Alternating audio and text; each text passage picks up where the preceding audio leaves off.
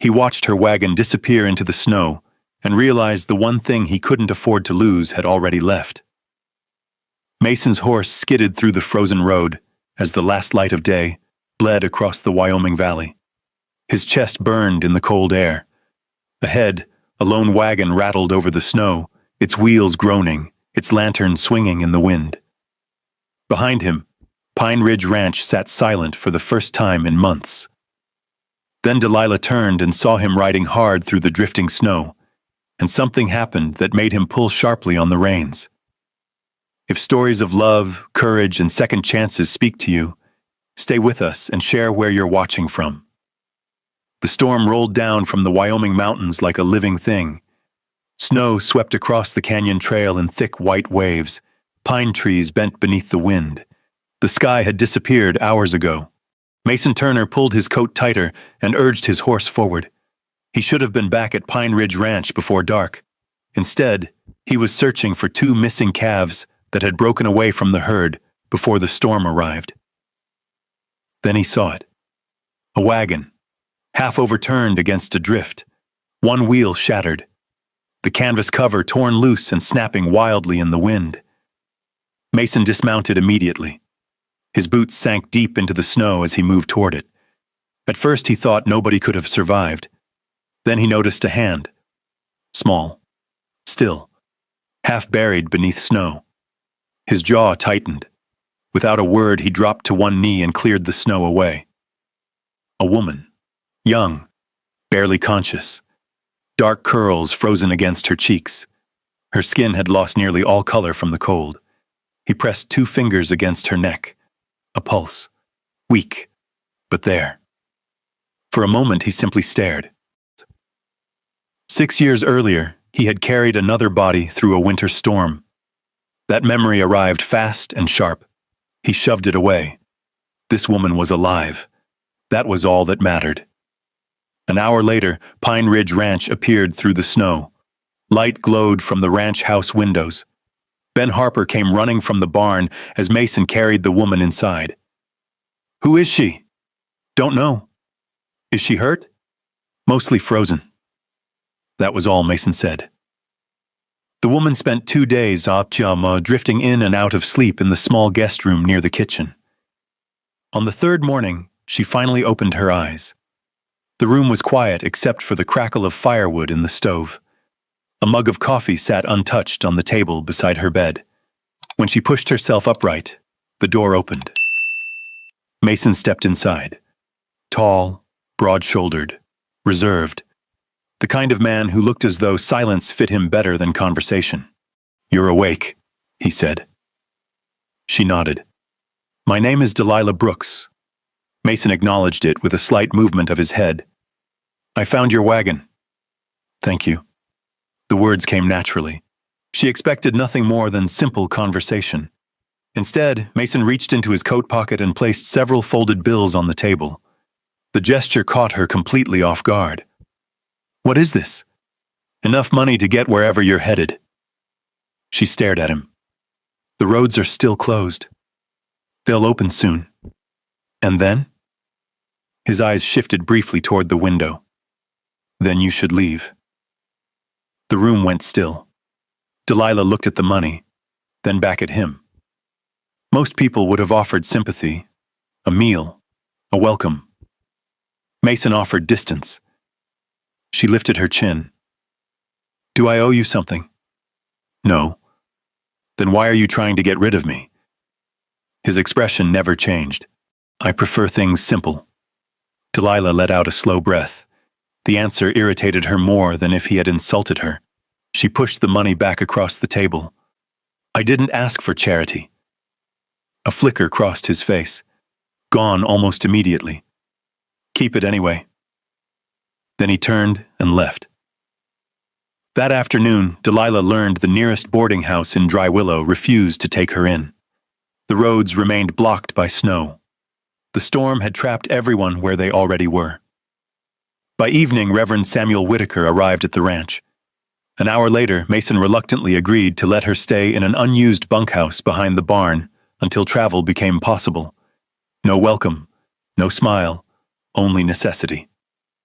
That night, Delilah sat beside the small bunkhouse window, watching snow gather against the fence posts. Voices drifted from outside.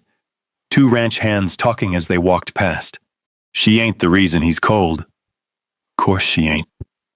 Man never came back right after Clara and the baby died. The voices faded. Delilah remained still, looking into the darkness.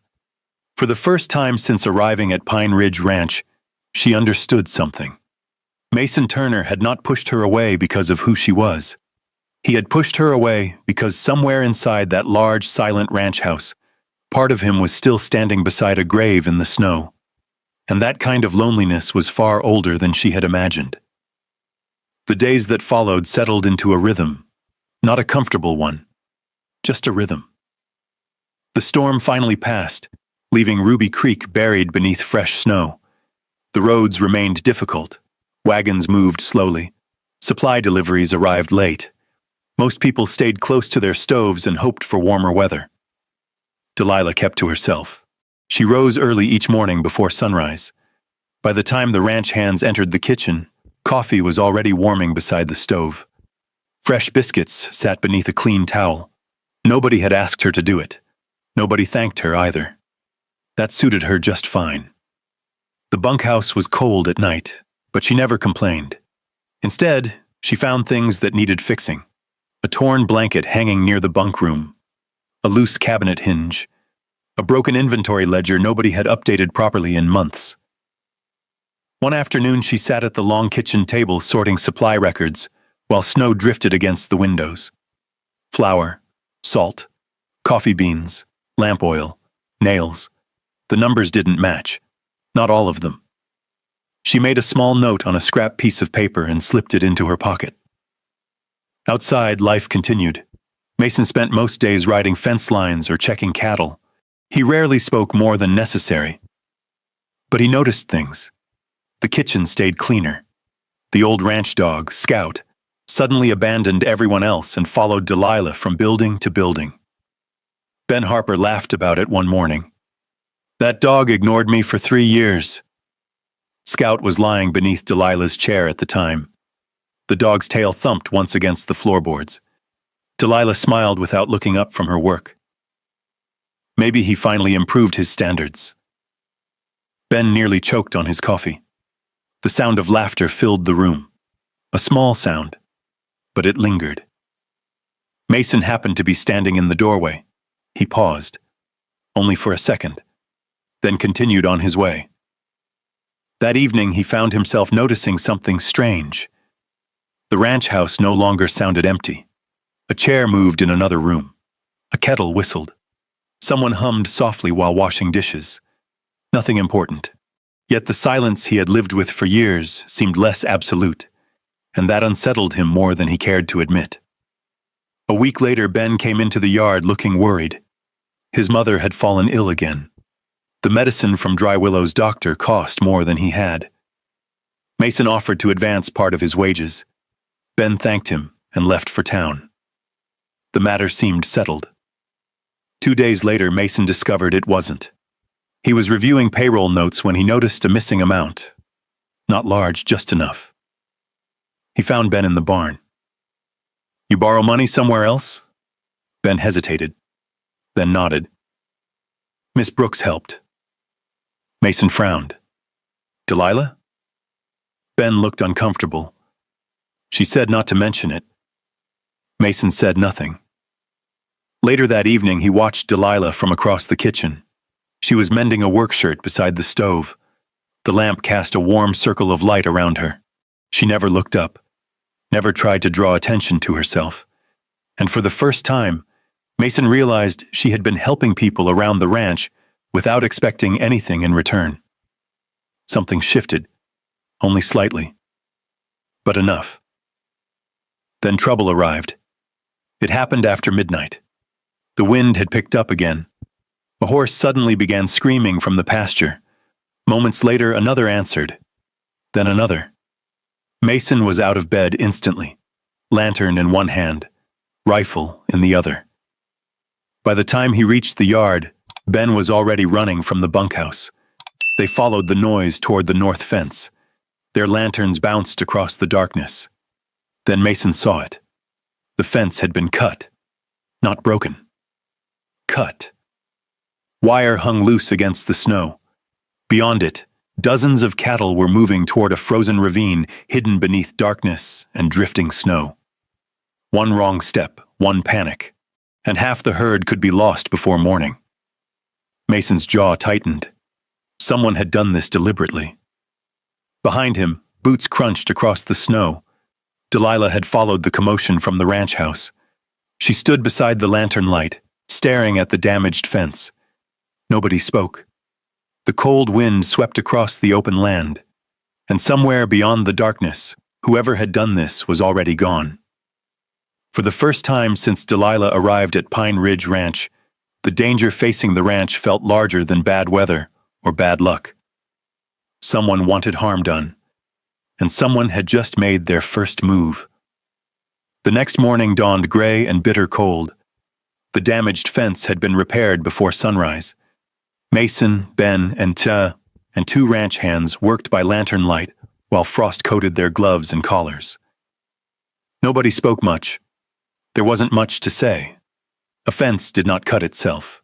After breakfast, Mason saddled his horse and rode the northern boundary, then the southern, then the eastern.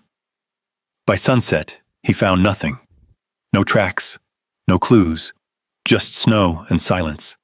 The kind of silence that made a man uneasy. The days that followed brought more trouble. A sack of feed disappeared from storage. One of the water troughs was found damaged. Nothing catastrophic, just enough to wear down a person's patience. Just enough to remind them someone was watching. Delilah noticed something else. Every problem cost money. Every repair. Every missing supply. Every delay. One evening she sat at the kitchen table surrounded by account books. The lamp burned low beside her. Columns of numbers stretched across yellowed pages. She ran her finger down one entry, then another. Something wasn't right. The losses were real, but the ranch's finances looked worse than they should. She folded a corner of paper and slipped it into the ledger. A note for later. When she finally looked up, Mason was standing near the stove. He had entered quietly, as usual. "You still working?" She glanced toward the clock, nearly 10.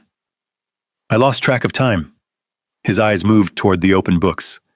"Find anything?" The question surprised her. It was the first time he had asked for her opinion. "Maybe." He waited. She noticed he did that often.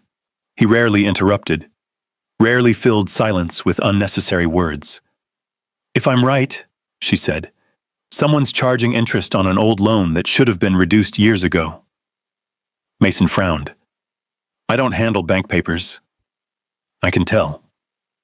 A faint smile tugged at one corner of her mouth. For a second, she thought she saw the same thing threaten to appear on his face. Then it vanished. The next week, winter tightened around Ruby Creek. Temperatures dropped further. Snow piled against fences.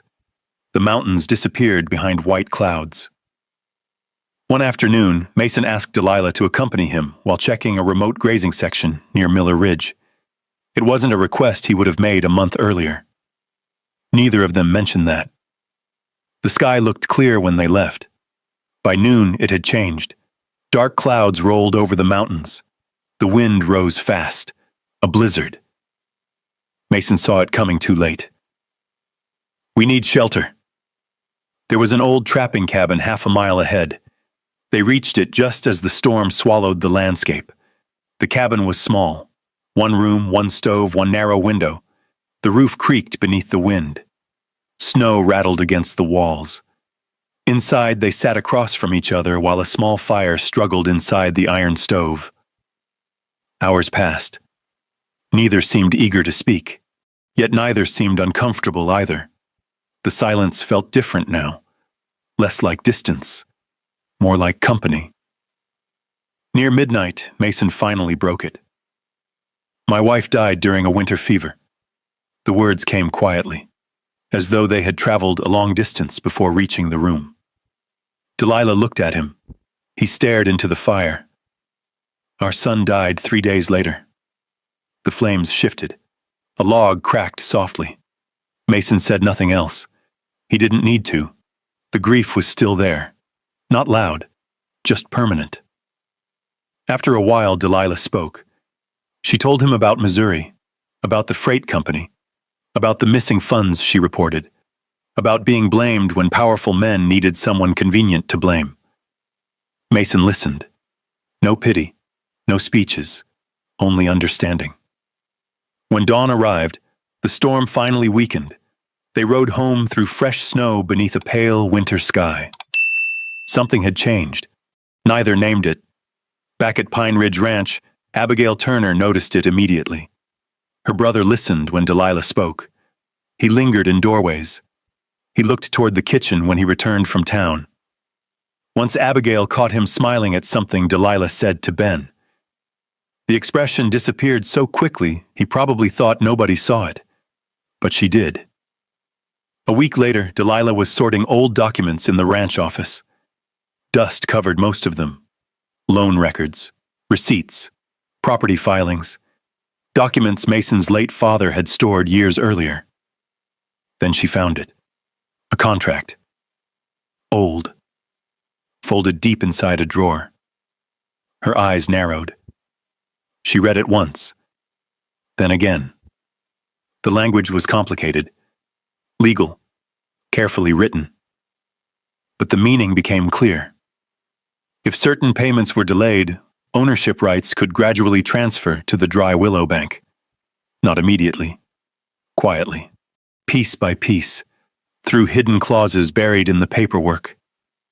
Delilah sat very still. Outside, evening shadows stretched across the snow. The realization settled heavily inside her. Pine Ridge Ranch was in danger, and Mason had no idea. She grabbed the documents and hurried toward the main house. Then a shout echoed across the property. A ranch hand running from the western field. Another voice answered. Urgent. Panicked. Delilah stepped outside. A column of black smoke rose into the winter sky, straight above one of the hay barns. For one frozen second, nobody moved. Then the alarm bell began ringing across Pine Ridge Ranch. Men came running from every direction. Buckets appeared. Lanterns swung through the darkness. The western hay barn was already burning. Orange light flashed against the snow-covered ground, while sparks climbed into the winter sky. Mason reached the barn first. 2 frightened horses were still trapped inside. "Open the rear gate," he shouted. Ben and 2 ranch hands rushed toward the side entrance. Smoke rolled through the rafters. The horses kicked wildly against their stalls. Without hesitation, Mason disappeared into the building. Delilah felt her stomach tighten. The heat hit even from outside. A moment later, one horse burst through the doorway. Then another. The men pulled them clear. For an instant, it looked as though everyone would make it out safely. Then part of the roof gave way. A heavy beam crashed down inside the barn. Several men shouted at once. "Mason!" The fire continued roaring. Seconds later, he emerged through the smoke, stumbling into the snow. Ben reached him first. Mason was conscious. Barely. His coat sleeve had been torn. A deep bruise darkened one side of his face. By midnight, the fire was finally under control. Half the barn was gone. The smell of wet ash lingered over the ranch. Mason spent the next several days confined to the house. The local doctor from Dry Willow examined him and ordered complete rest. Mason ignored the advice, at least until the fever arrived. Then even he could not fight it. The injury itself was not severe, but exhaustion and winter exposure caught up with him. For 3 days he drifted in and out of sleep. Delilah rarely left the room. She changed cool cloths, measured medicine, kept fresh water beside the bed. At night she slept in a wooden chair near the window. The lamp burned low beside her. Outside, gossip traveled quickly through Dry Willow. People noticed. People always noticed. Delilah paid them no attention. Neither did Abigail. On the 4th evening, Mason opened his eyes and found Delilah asleep beside the chair. An open ledger rested across her lap. Several pages were covered with notes. His gaze lingered there, then on her. For reasons he could not fully explain, the room felt calmer whenever she was in it. During the fever, he sometimes reached out without realizing it. Once he whispered Clara's name, the name of the wife he had buried. Delilah lowered her eyes and simply adjusted the blanket. The next night, he reached for her hand again. This time, another name escaped him. Delilah. Softly, almost uncertainly. She said nothing, but she did not pull away. Meanwhile, the investigation continued. The loan documents she had discovered led to more questions. Ben Harper helped search old storage trunks, filing cabinets, and account books. Together, they found copies of property transfers involving neighboring ranches. The same signatures appeared again and again. The same bank. The same witnesses. The same sheriff. One snowy afternoon, the pieces finally connected. Ezra Kane, Sheriff Curtis Doyle. Years of questionable land seizures. Years of ranch owners losing property they never fully understood they had signed away. Delilah carefully gathered every document, every receipt, every note. The evidence was finally beginning to take shape, which was exactly when trouble arrived. 2 deputies rode into Pine Ridge Ranch just after sunrise. Delilah was carrying a box of records into the house when they dismounted. Sheriff Doyle stepped down behind them. His expression remained calm, professional, almost friendly. "Miss Brooks," he said, "I'll need those documents." Delilah's grip tightened slightly. "Why?" Doyle removed a folded warrant. "You're being charged with theft of bank property and falsifying financial records." Silence settled over the yard. Ben stared in disbelief.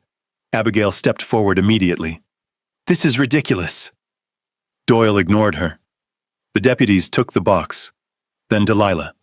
Within the hour, she was sitting alone inside the Dry Willow jail. Iron bars, wooden desk, a small stove burning in the corner. Outside, snow drifted past the window. The cell door opened again before sunset. Heavy footsteps crossed the room. Delilah looked up. Mason Turner stood there, still pale from the fever, still recovering, but standing. For the first time since she had arrived in Wyoming, there was no distance in his eyes, only anger.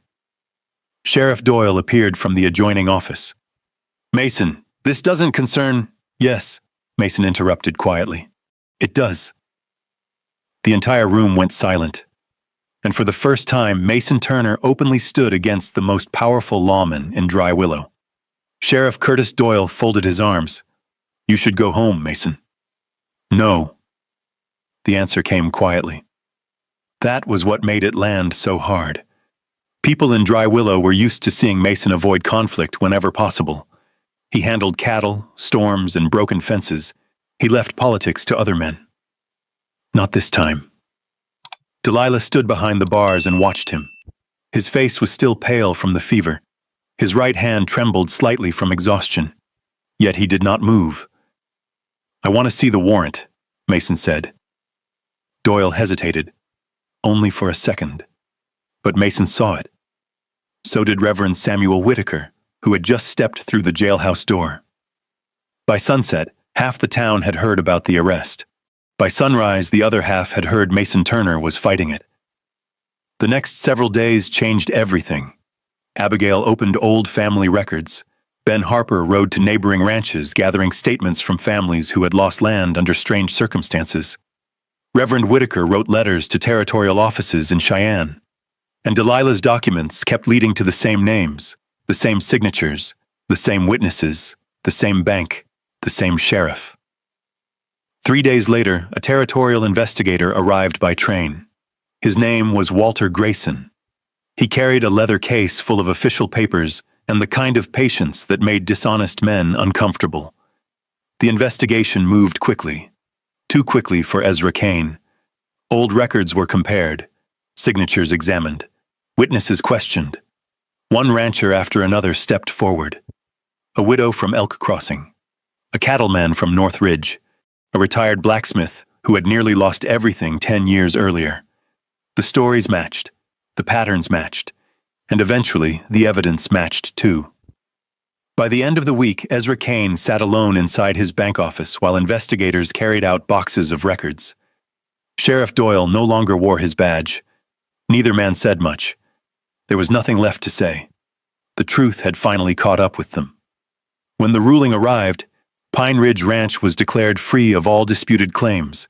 The hidden clauses were void. The fraudulent transfers were overturned. The land belonged to Mason, completely. The valley celebrated. Church bells rang on Sunday. Neighbors stopped by with pies and fresh bread. Children ran through the ranch yard while adults talked beneath the winter sun. For the first time in months, the future felt secure. But Delilah had already made her decision. The letter arrived from Colorado on a Thursday morning. A trading company in Denver had offered her a bookkeeping position. Steady work, good pay, a chance to build something entirely her own. She accepted. Mason found out 3 days later. He nodded once when she told him, asked practical questions, said all the things a reasonable man should say, nothing more. The wagon was loaded before sunrise. 1 trunk, 2 boxes, a small carpet bag. The same dog that had followed her for months sat beside the gate and refused to move. Delilah smiled and scratched behind his ears. "You'll be fine." The dog seemed unconvinced. Mason helped secure the last trunk. The snow beneath his boots creaked softly. Neither spoke much. The valley stretched white and quiet around them. Finally, Delilah climbed onto the wagon seat. "Take care of yourself. You too." That was all. Then she gathered the reins. The wagon rolled down the road, past the gate, past the cottonwood trees, past the rise overlooking the ranch. And then she was gone. Mason stood there for a long time, long after the sound of wheels disappeared, long after everyone else returned to their work. That evening, the ranch house felt different. The kitchen sat empty. No lamp glowed over account books. No fresh bread cooled beside the window. No quiet footsteps crossed the floor. Scout waited beside the front door until after dark, then moved to the gate, still waiting. Mason sat alone on the porch. The mountains stood silent beneath the fading sunset. For years he had believed losing land would be the worst thing that could happen. Then he thought losing the ranch would destroy him. Now both were safe, and somehow none of it mattered, because the one person who had made the house feel alive was gone. The realization settled over him slowly. Not the ranch, not the cattle, not the bank, her. He stood so quickly the chair rocked backward. Within minutes he was saddling his horse. The winter air burned cold against his face as he rode. The road wound across the valley. Snow drifted along the fences. The sun hung low over the mountains. Several miles later, he spotted the wagon. Delilah heard hoofbeats and turned. Mason pulled alongside and stopped. For a moment, neither spoke. The horse breathed heavily. The wagon creaked softly. The valley waited. Finally, Mason looked at her. Really looked at her. "The day I told you to leave," he said, "was the worst decision I ever made." Nothing grand. Nothing rehearsed. Just the truth. Delilah studied him for a long moment. Then she climbed down from the wagon. 1 year later, Pine Ridge Ranch looked different. The barns had been rebuilt. The books balanced perfectly. The fences stood straight. Children from neighboring ranches gathered for church socials and harvest dinners. Laughter drifted from the house almost every evening. As the sun settled behind the Wyoming hills, Mason and Delilah sat together on the same porch where he had once watched her leave. The air smelled faintly of pine smoke and fresh coffee. Below them, the ranch stretched across the valley in long bands of gold light. Neither of them said much. They didn't need to. The ranch survived. The land remained. But the true victory was simpler than any deed or contract. The woman he rejected had become the home he never knew he needed. And maybe that's why stories like this stay with us long after they end. Because if we're honest, most of us have had a season in life when we built walls the way Mason did. Maybe not around a ranch in Wyoming. Maybe not after a winter storm. But around our hearts, around our hopes, around the parts of ourselves that had been hurt before. Imagine standing on that porch as the sun slips behind the mountains. The land is finally safe. The battles are over. Yet the one thing that truly matters is already rolling away down the road. Would you recognize it in time? Would you find the courage to go after it? What stays with me is not the conspiracy or the struggle for the ranch. It's the quiet truth underneath it all. Sometimes healing doesn't arrive with a grand speech. Sometimes it shows up as a person who keeps showing kindness when the world has given them every reason not to. And sometimes a second chance comes disguised as an ordinary day, asking only that we open the door instead of closing it. If this story meant something to you, I'd love to know. What moment touched your heart the most? And if you enjoy stories about resilience, unexpected love, and the people who help us find our way back to ourselves, I hope you'll stay a little longer. There are more journeys waiting just down the trail, and I'd be honored to share the next one with you.